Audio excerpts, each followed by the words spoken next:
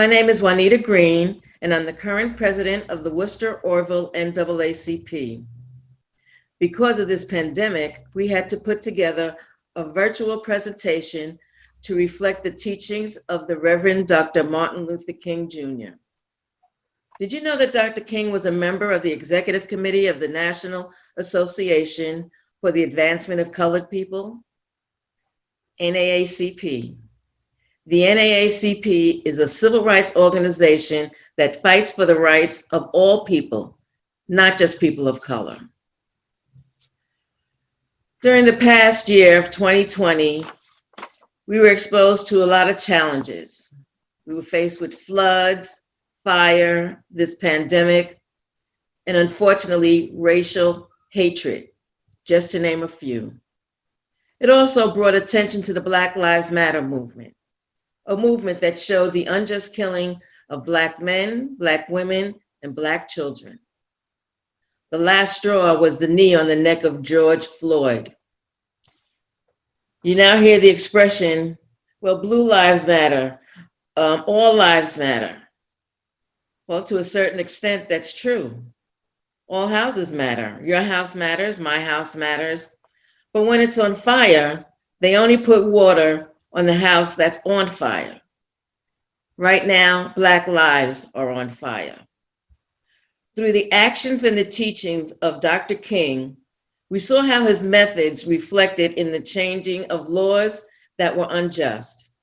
When we win against injustice, everybody wins. Today, we are fighting against hatred and for democracy.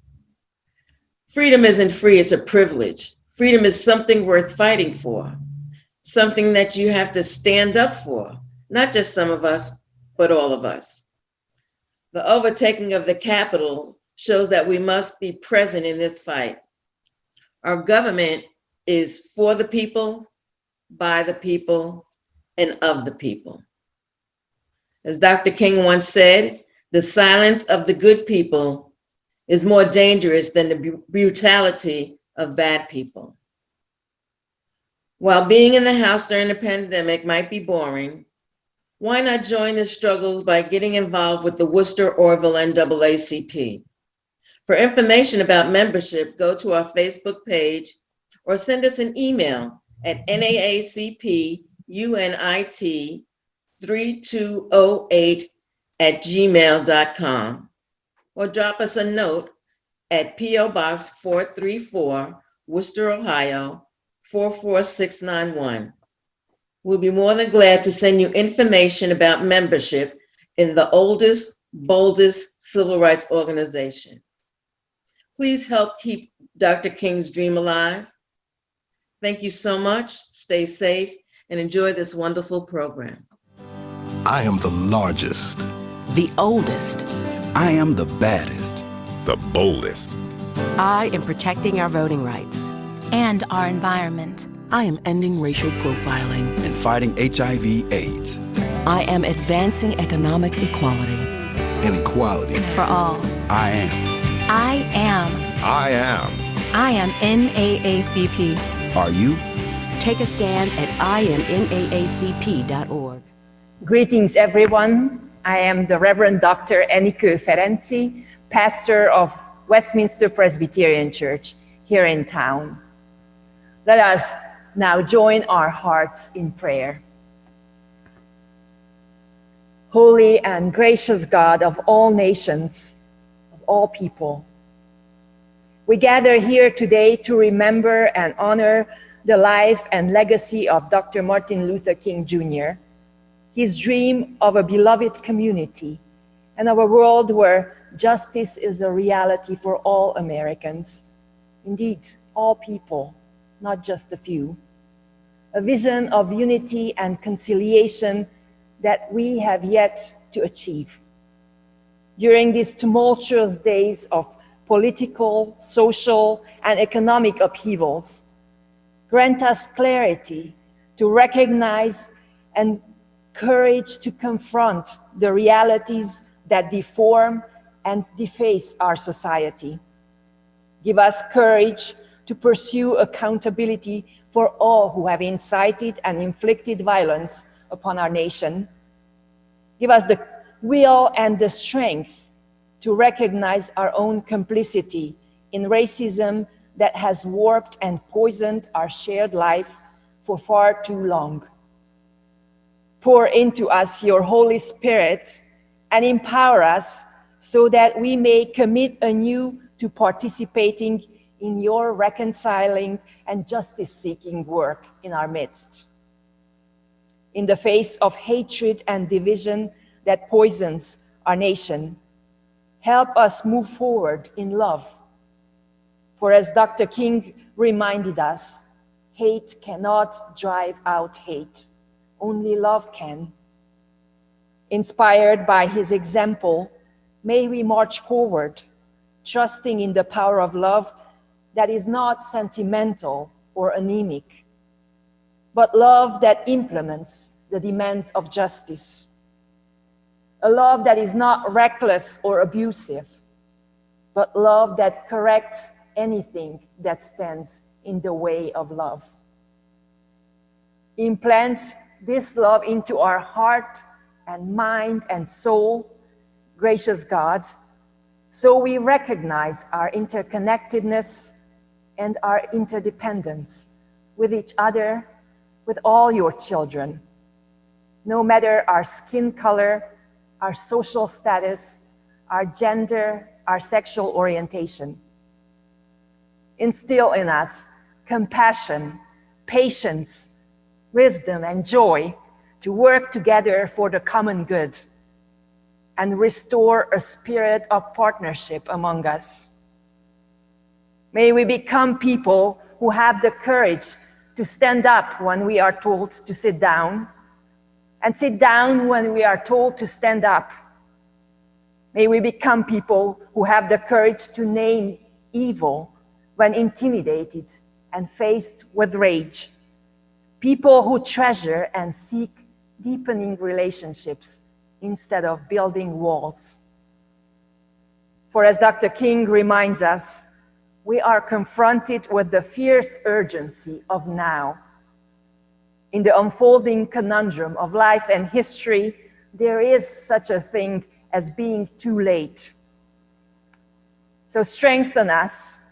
May we keep on flying, running, walking, crawling, whatever we are able to do to move forward, getting into good trouble until the day till Dr. King's vision is fulfilled, until justice rolls down like waters and righteousness like an ever-flowing stream. In your holy name we pray. Amen. I am Kevin Franklin, the pastor of Trinity United Church of Christ in Worcester. I'm also the chair of the Martin Luther King celebration here for the Worcester Orrville NAACP Unit 3208. And we are really glad that you're here today because this is important work that we're about. It's also an important fellowship that we're about. And unfortunately, during this time of pandemic, we can't be together for the celebration. For some people, Martin Luther King Day is just a day off. But for us, it's always a day of inspiration and hope. And we wouldn't miss this celebration for anything. Because over the years, we've learned so much. We've formed so many wonderful relationships with people that this is an attractive time, and it's a time that people look forward to. And we want to inspire you to join us in this peaceful movement to liberate people from their fears. With the presidential election behind us, we are seeing some new energy and resolve in people to work for positive changes. And as we enter a new year, we are more determined than ever to make Martin's dream a reality. The dream of the beloved community, in this community, in our nation, and throughout the world. People say that Martin Luther King was a prophet. And I agree, that's right, he was a prophet. But let's not mistake a prophet for a fortune teller. A prophet is a truth teller. And in our time, we need truth more than ever. We need someone to tell the truth about the condition of our nation. And Martin Luther King was all about truth-telling. His writings and his sermons are full of research about social issues, bringing to light the realities of human suffering. He also was about nonviolent social change. And whenever Martin Luther King was at a march or any of the march leaders, they had people take a pledge to refrain from the violence of fist, the violence of tongue, and the violence of heart. We are about peacemaking, and we are about nonviolent social change. Martin Luther King led the way. And where would we be without him, without the changes that were made during his lifetime? Where would we be without him? The theme of this 2021 Martin Luther King celebration is based on the last book that he wrote, 1968, Where Do We Go From Here? So many people have been asking that question, where do we go from here? So we reached out and we asked our speakers to share their thoughts about two questions. The first is, what social justice issue is most important to you in these times? And secondly, what positive changes do you hope to see? I've been asked to comment on some social issues that I have concerns about in our lives today, which Martin Luther King would also, I think, be disturbed by. In my opinion, the major issue which we might address in this is our so-called justice system. And I say this despite the lip service to the contrary. Our justice system is extremely inequitable. Justice was one of Martin Luther King's main themes, but we're nowhere near achieving the goals he set. And I'm not just talking about police brutality. The justice system is exemplary of so many problems in our society. One example, the number of people wrongly incarcerated because of so-called eyewitness identification is appalling. And why is that? It is because to white people, black folks all look alike because you do not really see black people. We are invisible, as Ralph Elliott said. I can't tell you the number of times I have been addressed as Lydia Thompson. I look nothing like Mrs. Thompson, but we are black women of the same age, therefore there couldn't possibly be two of us. Or again, how often have I been addressed as Professor Wright?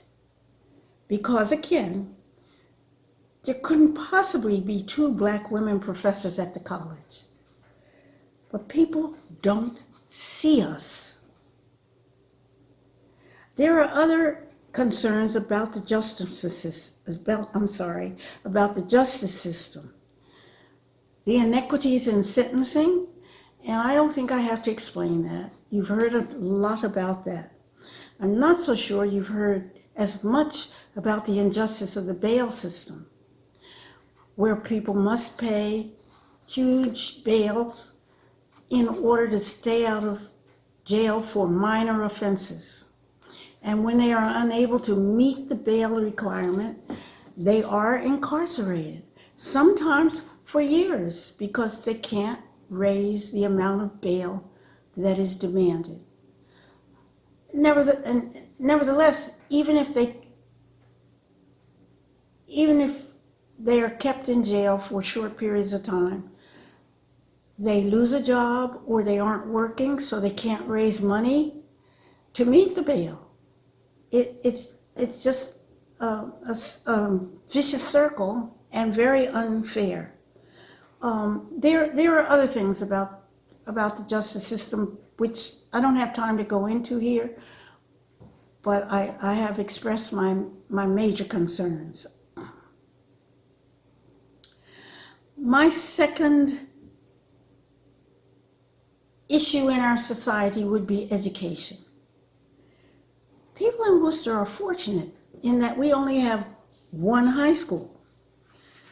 But in so many places beyond our small town, there's a great disparity in the resources that are made available to high schools in different neighborhoods, high schools that serve a different population, a different demographic.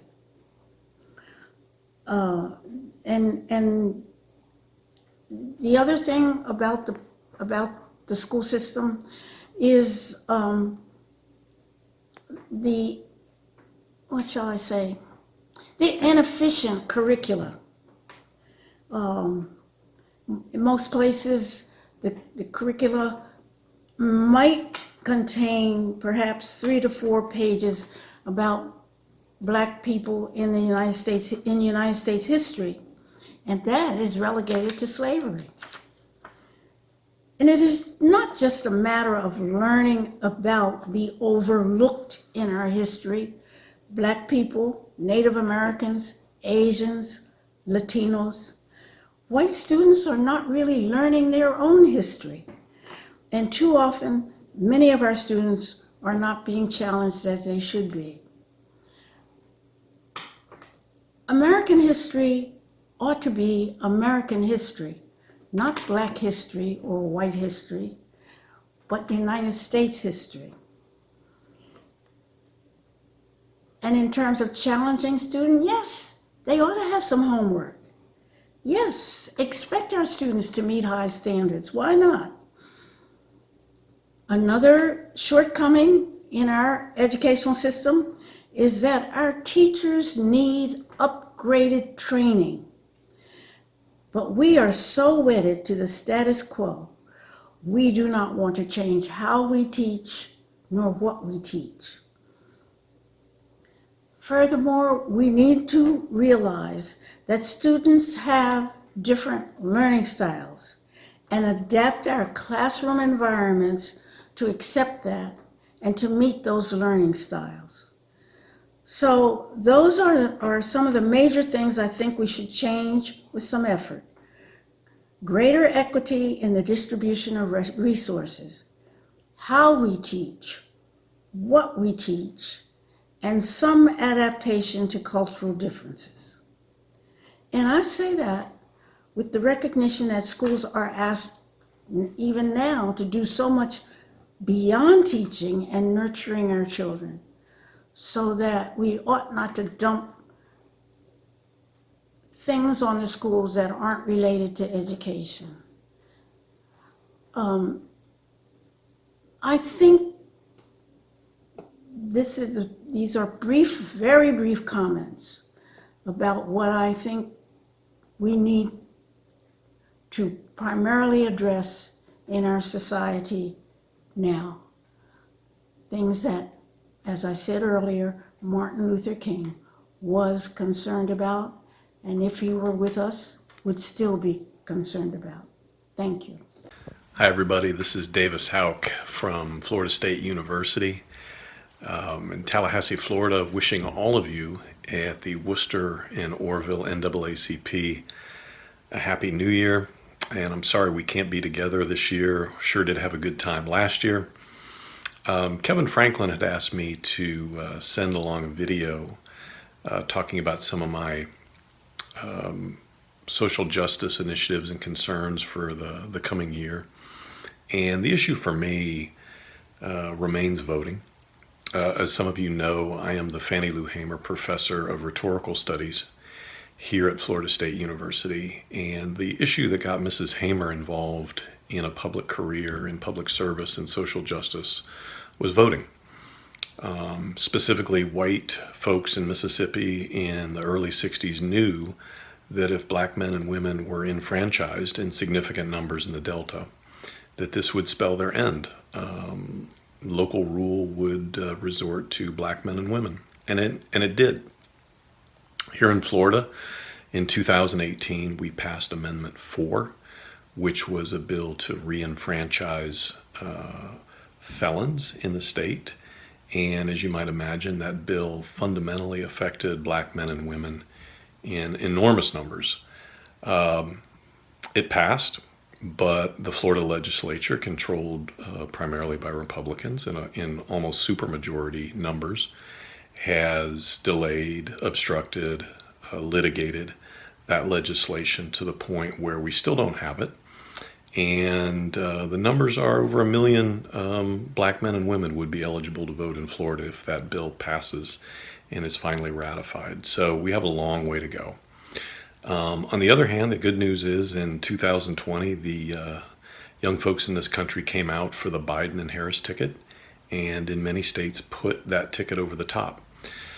So there's some promising news, but there's some major challenges as we look to 2021 and beyond. And again, I'm gonna keep pressing the battle here in Florida on voting rights, and wishing all of you a healthy, a prosperous 2021, and may we one day again soon be able to get together again. Take care. Have a good 21. Good evening. My name is Maddie Noble, and I welcome you to the first ever virtual Martin Luther King Day celebration. An important part of our January 2020 event is sadly missing this year, the introduction of the winners of the Martin Luther King Essay Contest. Back in May, the committee reluctantly made a decision to cancel the essay contest for 2021, given the uncertainties surrounding the COVID-19 pandemic. It was not clear if the Wayne County schools would be reopening in the fall, and we did not want to add any additional burden or stress. Area teachers and administrators are the backbone of the essay contest, distributing and collecting essay materials and bringing the stories of our country's difficult path toward racial justice into their classrooms. We will resume the Martin Luther King Essay Contest for January 2022. The grade level prompts will be sent out to schools this coming May, and essays will be collected in December, with awards presented at the January 17, 2022 celebration event. Grade level prompts will include the Freedom Riders and John Lewis, and also a child's view of the civil rights movement in a book written by the daughter of Andrew Young, Paula Young Shelton. Since there are no essay winners to announce this year, I asked Caitlin Weltlick, one of the grades 7 through 9 winners for 2020, to share some of her reflections as a participant in the essay contest. Hi, I'm Caitlin Weltlick, and I'm currently a freshman at Worcester High School. So last year when I was in 8th grade, an essay of mine was submitted to the Martin Luther King Essay Contest, and I ended up winning an award for it, which is super cool. But I would have to say that my favorite thing, or the best thing that I've taken away from it, would probably be the knowledge that I gained from competing in it. So before I wrote my essay, I didn't know anything about the Greensboro Four. I didn't know who they were or what they did. But now, after writing that essay and competing in that contest, I have that knowledge, and it's knowledge that I'm very thankful for, because it's an important part of history, but you don't really see it being taught in schools. So personally, social justice issues are a very big interest for me. I've always sort of been interested in them, especially the issues that revolve around people of color. But I would say that my interest in those topics has definitely heightened after competing in this contest. I was really honored to be able to attend the ceremony last year with my family in person. Unfortunately, can't do that this year, but it was truly an amazing experience, and I'm very grateful for it. African Americans and other people of color are dying from COVID-19 at alarming rates. This year could have taken away everything. We're here today because George Floyd is not here. 2020 reminded us we've only come so far. And many of these restrictions had a disparate impact on Black voters. A year that threatened decades of progress. And rather than accept it, we decided to fight. We persisted, organized our people, remembered where we came from, and most importantly, remembered where we're going. We organized. We inspired. We voted and voted and voted. We volunteered. We remembered.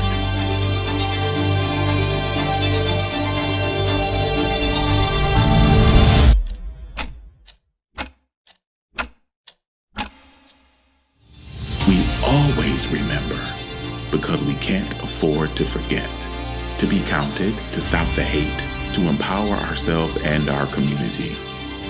We are the NAACP, still fighting for justice, still fighting for survival,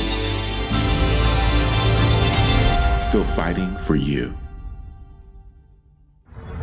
I'm protesting every day on the street corner here because for every person who says something like there's no racism in Worcester, we get another person who says white power or has a symbol of white supremacy or in some other way is showing that they're angry with people here saying that black people's lives matter. I'm here today because I'm sick and tired of living in a world where the color of your skin, what you look like, what you sound like, what you wear, where you're from, can mean the difference between life and death when you're going out on a walk, for a jog, when you get food, or if you're just sleeping in your own bed. Enough is enough. Something's got to give. But I also believe that lasting change will not come from the federal government. It will not be top down. For change to be meaningful and lasting, it has to come from our own communities. That's why I'm here today. When I was a little girl, I lived in an all-white neighborhood. A black family moved into our neighborhood, and someone burned a cross on their front yard. And I just couldn't believe it. And while some things have changed, a lot of things haven't. And that's why I stand today. And standing on the square, some folks drive by and they flip the finger at us, or they flash the white power sign. And we need to change, we need to stand until all lives truly matter. As we begin 2021, I reflect upon the social justice issues which are important in this year. There is no shortage of issues which subvert justice in the United States of America. To consider a few would include racial justice, bail reform, police shootings, health care, COVID-19 disparities, prison reform, mental health, immigration rights, criminal justice reform, economic mobility, wealth disparity, police reform, educational equity, and LGBTQ rights. For me, a primary issue in this country today is a sense of a loss of identity. People don't know who they are and have lost focus on their primary sense of identity. We all wear different identity labels in life. We are children of our parents and parents to our children. We're husbands, wives, partners, girlfriends, and boyfriends. We possess political identities as independents, Democrats, and Republicans, Greens and Libertarians, and Socialists. We're either conservatives, moderates, or progressives. Our faith identifies us as Muslim, Jewish, Christian, Sikh, Buddhist, Hindu, or even as none of the above. Racial and ethnic identity offers separation as African Americans, white Americans, Italian Americans, Jewish Americans, and others who don't live in the same neighborhoods. We send our children to different schools and have prejudicial stereotypes of one another. All of these identities are fighting for primacy. Americans have lost a sense of what it means to be an American.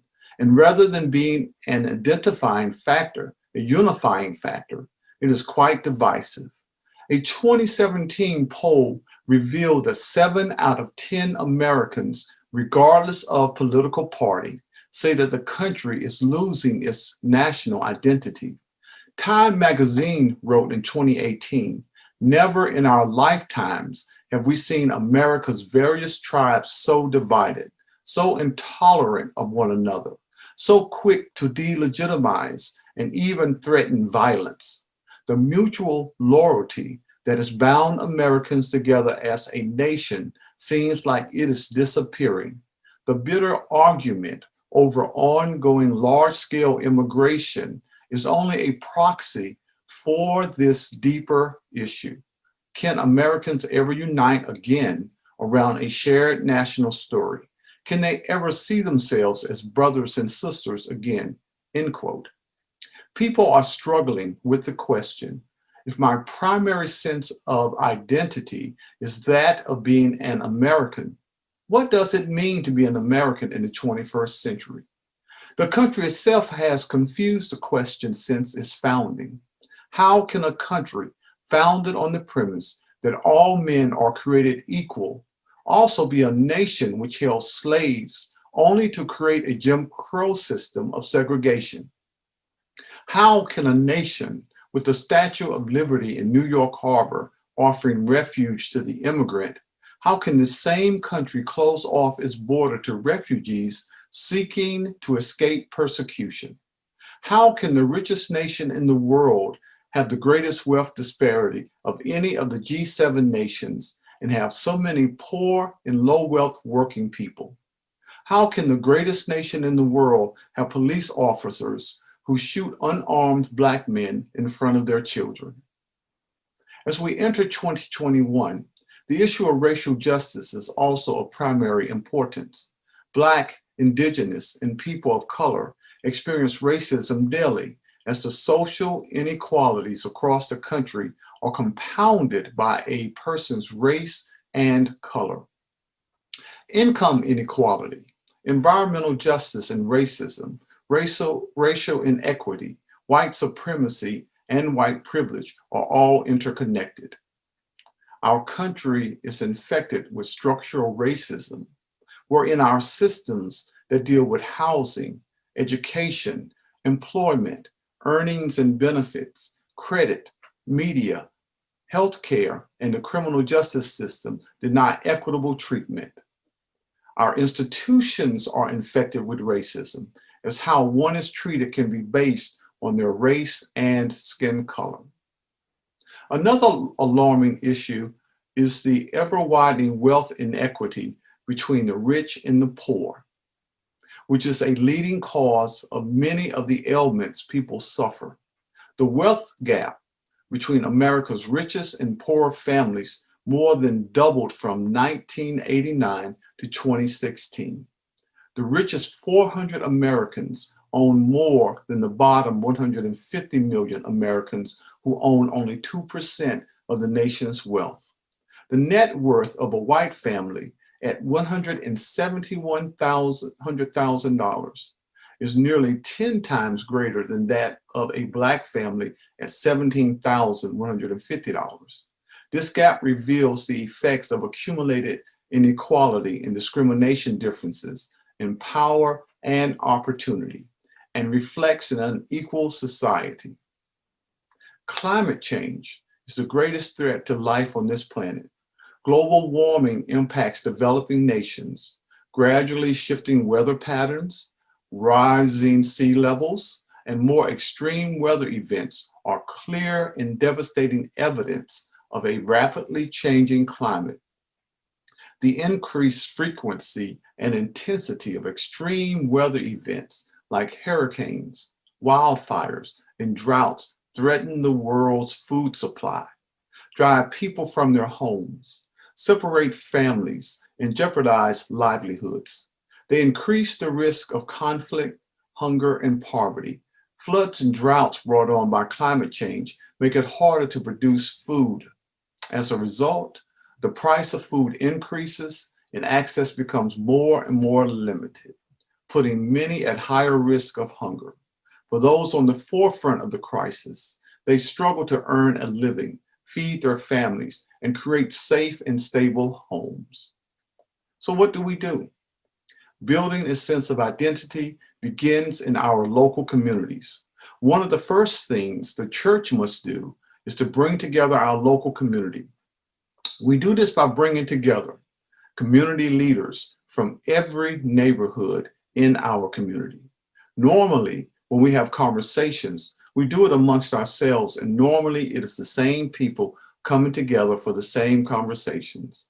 We need to stop having conversations about how to deal with justice issues with the same people, while those most impacted are not at the table. Neighborhood activists need to be a part of continual, sustained conversations. We need also to empower our young people by not just offering them a seat at the table, but at the head of the table. Young adults are invested in issues of social justice and committed to being engaged in this work. Their capacity goes far beyond any we have seen in the history of this country. They already know how to organize through social media and are rallying to protests and rallies in support of social justice. Our churches need to partner with and offer resources in support of their efforts. We need to support businesses and institutions owned and controlled by people of color and women. Local Black and Hispanic-owned businesses lack many of the resources and networks needed to function effectively. We need to invest in minority-owned businesses which offer valuable opportunities for employment for local residents. We also need voter reform and to strengthen voting rights nationwide, state by state. Mail-in voting needs to become a staple of the system. Early voting needs to be extended and drop-off sites expanded. We also need police reform, which should provide multiple ways in which police respond to different situations depending on the nature of the call. Mental health services and negotiators should play a vital role in responding to a domestic crisis. Community review boards should play a larger role when charges of police misconduct occur. Our mutual goals should be equality and equity. All people should be treated justly, and those with the greater needs should indeed receive the greatest help. White individuals and communities need to have conversations on the ways in which white supremacy has produced white privilege. Partnerships with organizations such as Ohio Aspiring White Allies Committee and Showing Up for Racial Justice need to be supported. We all need to get involved with local and national advocacy organizations such as the NAACP, church agencies, the ACLU, and Amnesty International USA. We need to be in the game, in this struggle for justice for men, women, and children who want the dignity of hard work, which means being paid a living wage, having decent equipped schools for their children, quality health care coverage, and opportunities to live a life of integrity and faith. We can make a difference in the lives of others, but we must do it together, united in faith and love. It is my identity as a Christian which gives me purpose and focus, and therefore I strongly believe that we as the children of God can make a difference. Thank you. Hello, my name is Desiree Weber. Over the last several months, since a few days after the killing of George Floyd, many area residents have been gathering on the square in downtown Worcester. In the early days of June, some people organized vigils or came down throughout the day or after work to bear witness and stand in a public place to protest against the continuing cruelty and injustice carried out against Black people and other minoritized people in this country. Since June 1st, the demonstrations between noon and 1 p.m. have been happening daily. Martin Luther King Jr. Day will be day 232. We've had as many as 400 protesters on a single day and as few as 4. But no matter the number or the weather, some of us will continue to be at the square every day. We will be there to bear witness, to build community, to organize our continuing efforts to create policy changes in Worcester and the surrounding communities, but also to remind passersby that issues of racial justice matter and affect their lives, even if some want to deny that. And for others, our presence is hopefully a reminder that people in this community care and see the way that systematic racism impacts their daily lives in so many ways. The community residents that have been protesting on the square over the last several months have come together as the Wayne County Racial Justice Coalition. In addition to daily public demonstrations, we have also taken the following steps. We have met with Chief of Police about local policies. We have put together a petition to the Worcester City Council with over 500 signatures. We have put together a letter to the editor campaign with over 10 letters published since August. And we have also reached out to City Council, although without much substantive response. We will continue our efforts on these fronts in addition to these projects that you can help us with as well. First, we have set up a book donation project where anyone can donate an anti-racist or Black history-related book to the Wayne County Public Libraries. There is an online registry of these books and instructions for how to donate at the following URL. It's tinyurl.com/anti-racist book donation. We have also gotten a $400 grant from the Buckeye Book Fair to make additional book purchases.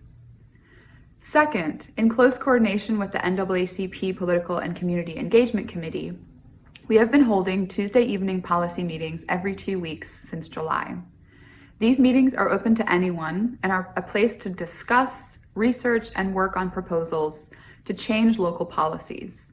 We are focusing on 3 priorities and ask for your help to get the Worcester Police Department to first, ban chokeholds, like the one that was used to murder George Floyd. Second, to ban no-knock warrants, like the one that was used to murder Breonna Taylor. And third, to put in place a transparency standard for the police's use of force. Please join the NAACP Political and Community Engagement Committee to help us enact these changes. Every day on the square, many people honk and wave and give thumbs up, and we're grateful for that show of community support. But we all know that getting real change enacted will take much more than that. We will need to continue to work shoulder to shoulder, day after day, until, as Dr. Martin Luther King Jr. said, this country is going to make good on its promissory note of inalienable rights to all people, and not just to some. Thank you. This is my wife Judy, and we participated in the BLM protest first day from 12 o'clock to 1 o'clock at the public square in Worcester. We were attracted to this after first learning about it, frankly, in the local paper. I think we're attracted to it because, well, we have 5 grandchildren, and 3 of them identify as being Black. The oldest, who is 15 years old, we hope and pray that he makes it to age 70 like we are. And we think that this is a way of raising consciousness on these kinds of issues that need to be discussed and need to progress, quite frankly, both locally and on the national scale. In our lifetime, it's been 65 years since Rosa Parks refused to sit in the back of the bus down in Alabama. And although progress has been made since then, we know that this is a long journey and sometimes a slow journey.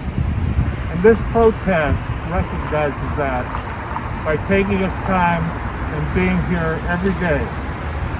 So we invite you to join us if you want to, for maybe an hour a week, from 12 o'clock noon until 1 o'clock on the public square in Worcester.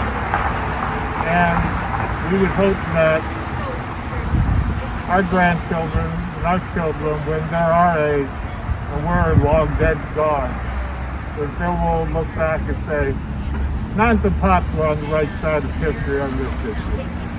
Thank you very much. Thank you.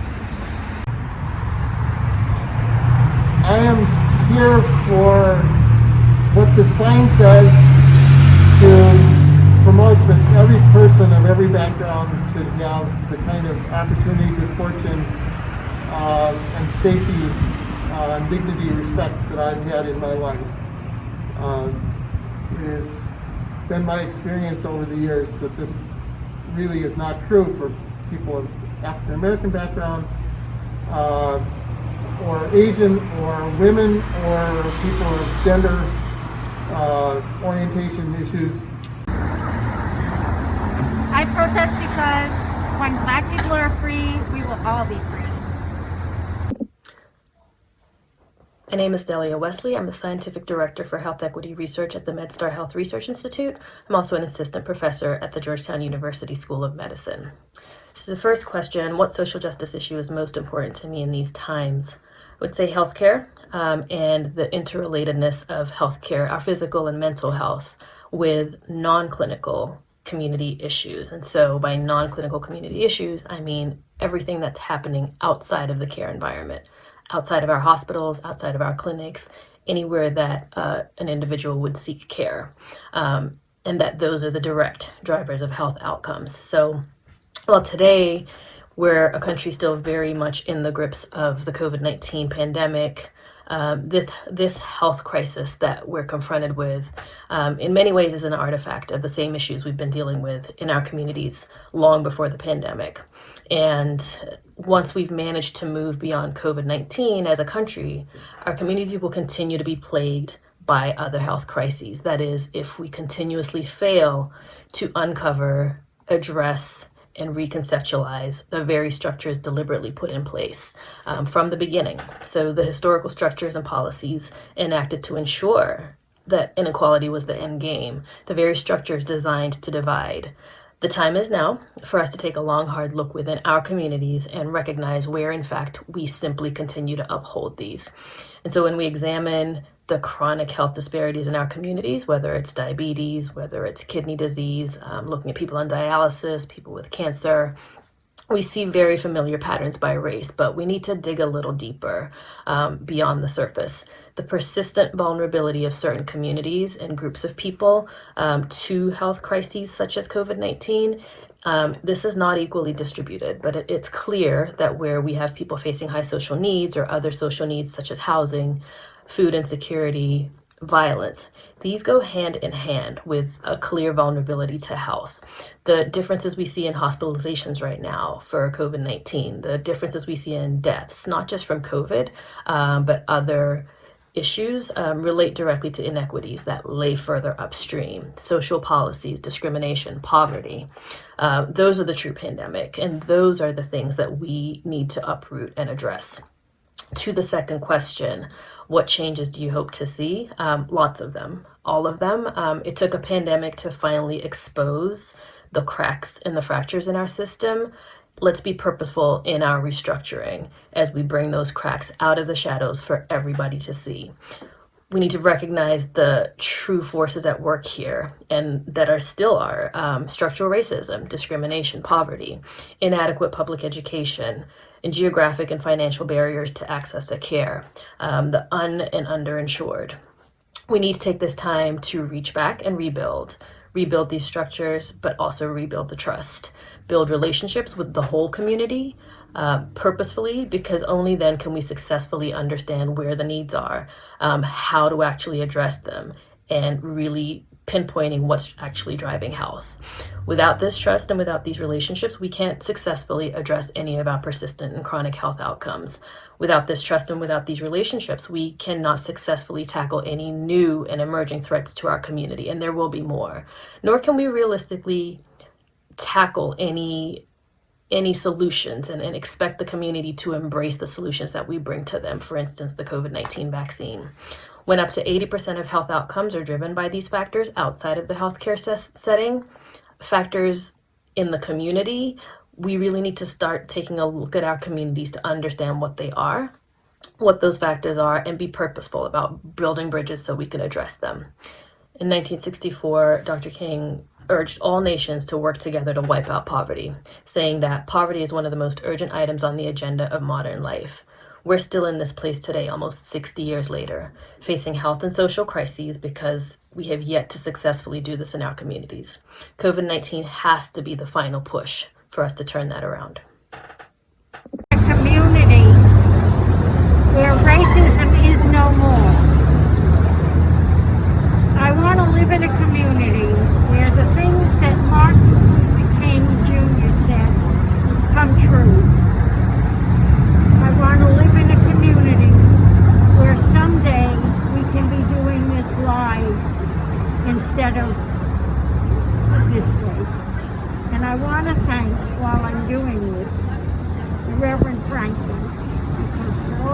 does, he still does this. Thank you. I protest because I believe in the power of a changed mind. The only way to change someone's mind is to provoke thought, and that's exactly what we're doing down here.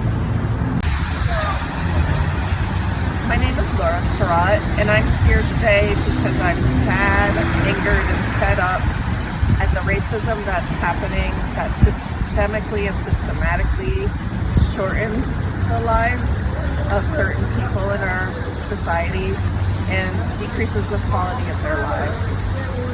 I hope you'll join us. Thank you for being with us. We've learned a lot, and I hope that you've enjoyed being here with us to hear the wide array of social issues and the passion of our speakers and their interest in changing the world. And today, whoever you are, know that Martin Luther King dreamed a dream for all people. And he lived and he died to make the world a better place for you. Now, there's a little bit of King in all of us, and it's important to keep him alive that way.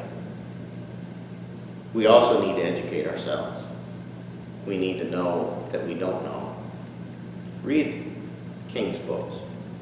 I want to encourage you to listen to one of King's sermons or speeches through. Watch his messages. I hope also that you look into our social justice resources and follow those as well, because those are current issues and current truth-telling. And we need to challenge ourselves and ask, are we still living out the beloved community of King's dream? How are we doing with that? So many people have gone before us, and they worked and they sacrificed for us to be where we are today. Where would we be if it wasn't for the abolitionists, for the freedom riders, for Rosa Parks? There have been many people who've contributed to the dream. And we are all a part of a vast network of people of goodwill. Share this video with people. Where would we be if we didn't have the spirit of Martin Luther King's words to guide us? Where would we be if we didn't have the ability to be people of strong heart in times when it's needed? Deep in my heart, I do believe we shall overcome. The beloved community is something down the road, but if you come and join us, you'll realize that the beloved community is real in the world today. And as Martin Luther King would say at the end of any of his appeals, and we need every one of you. Thank you for watching.